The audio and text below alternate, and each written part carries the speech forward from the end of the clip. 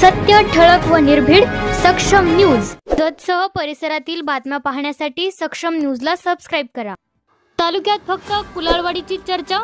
कुलाळवाडी गावातून आमदार गोपीचंद पडळकर यांना 99% मतदान. जत तालुक्यातील कुलाळवाडी हे एकमेव गाव असून या गावामध्ये एकूण मतदार 1295 आहेत. त्यातील 1114 मतदान झाले. यापैकी 1103 मते आमदार गोपीचंद पडळकर यांना मिळाली आहेत. फक्त 11 मते विरोधी 2 उमेदवारांना मिळाली आहेत. कुलाळवाडी गावातूनच 99% मतदान पडळकर यांना झाले आहे. गावकऱ्यांना विचारले असता गावच्या सर्वांगीण विकासासाठी व गावातील ऊसतोड कामगार मोठ्या प्रमाणात स्थलांतर होत असतात, ते थांबवण्यासाठी व मायमाऊलीच्या हातातला कोयता हे बंद होण्यासाठी आमदार पडळकर यांना मोठे मते दिली असल्याचे गावातील नागरिकांनी सांगितले. कुलाळवाडी विधानसभेच्या मतदानच्या वेळी आमच्या गावचे मतदान 1114 झाले. त्यातील शेटला 1103 मत झाले व इतर 11 मतदान गेले. हे चुकून मतदान गेलेलं आहे.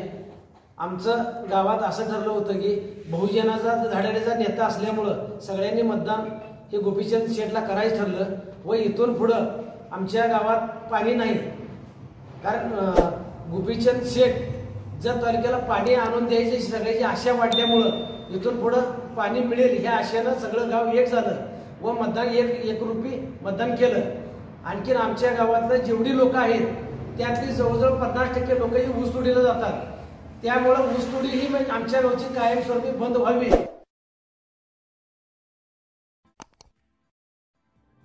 मी प्रमोद वाघमोडे, कुलाळवाडी गावचा सुज्ञ नागरिक म्हणून सर्व जनतेने जो निर्णय घेतला, आपण साहेबांना ह्यावेळेस 100% मतदान देऊन आपण यामध्ये तालुक्यामध्ये एक आपलं रेकॉर्ड बनवावं असं सगळ्यांची इच्छा होती. आणि बहुजनांचा जो हृदय सम्राट म्हणून पडळकर साहेब काम करतात, त्यांना सर्व जनतेने आणि वाढीने साथ दिले. असे साथ सर्वांनी तालुक्याने द्यावी आणि साहेब नक्की जे जे आश्वासनामध्ये जे कामं त्यांनी सांगितले आहेत ते पूर्ण करतील एवढा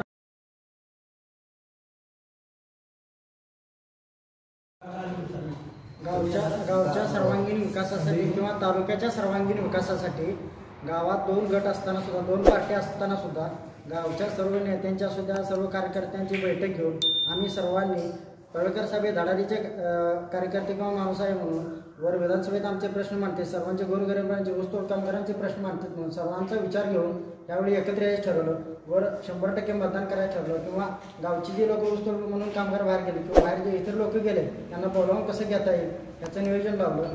आणि 2 दिवसात अगोदर नियोजन त्यांना बोलावून घेऊन आम्ही त्यांचे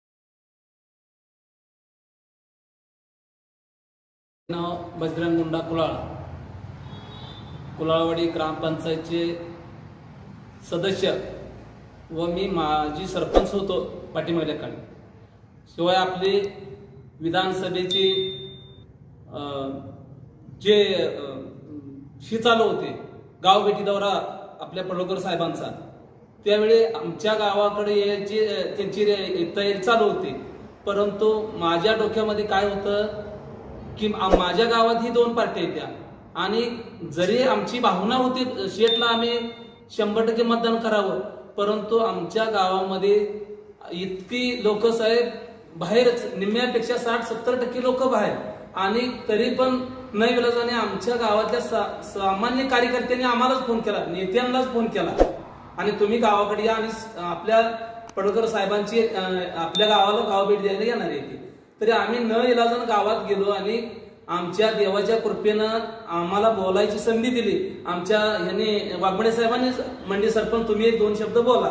तर मी सांगितलं की आम्ही नेता म्हणून बोलणार नाही, की एक सामान्य शेवटचा आमचा एक गरीब मतदार म्हणून आम्ही त्या दिवशी घोषित केलं की साहेब आमचं गाव आम्ही तुमच्या 100% पाठीमागं आहे.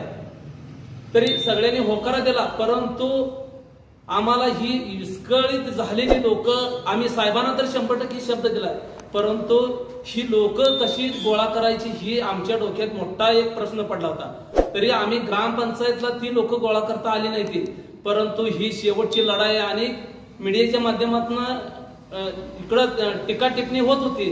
तर आम्हाला असं वाटत होतं की वाटल ते होऊ द्या, कुठलंही म्हणजे बाजू कमी पडू द्यायची नाही. तर आम्ही मुंबई, अहमदाबाद परत गडचिरोली काय सोन्याचांदीच्या दुकानामध्ये असणारी गडचिरोलीला असलेली सुद्धा मुलं 2-2 दिवसाच्या प्रवासानं आम्ही शेटला भरभरून म्हणजे 100% करायचं असं होतं, तरी पण आम्ही 99% मतदान द्यायला आम्ही गाव पात्र झालं. आणि शिवाय आम्हाला